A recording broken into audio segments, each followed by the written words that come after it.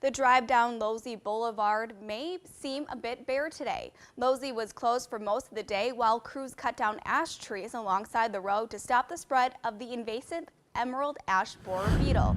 News 8's Kyle Dimke joins us now with the story. Well, more than 100 trees were cut down along Losey today, and folks who lost a tree told me they felt naked and exposed after their trees fell to the ground. Some of those trees older than 40 years. The La Crosse Parks and Rec Department says everything went according to plan, but agree with those homeowners. Losey Boulevard looks pretty open right now. Beginning at 7 this morning, folks along Losey Boulevard began hearing the sounds of chainsaws, heavy equipment, and more than 100 trees crashing to the ground.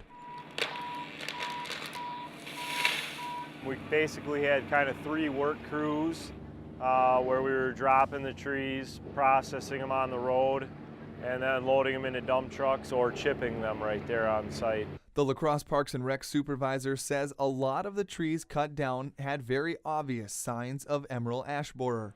However, some didn't seem to have the disease at all. But he says those trees still need to come down to eliminate future problems. It is a shame to cut them all down, but at the same time, we have to evaluate the risk. After yelling timber 100 or so times on Saturday, the city of La Crosse has removed about 1,500 ash trees. You know, in the last year and a half, we've made a very significant dent in ash trees on the boulevards.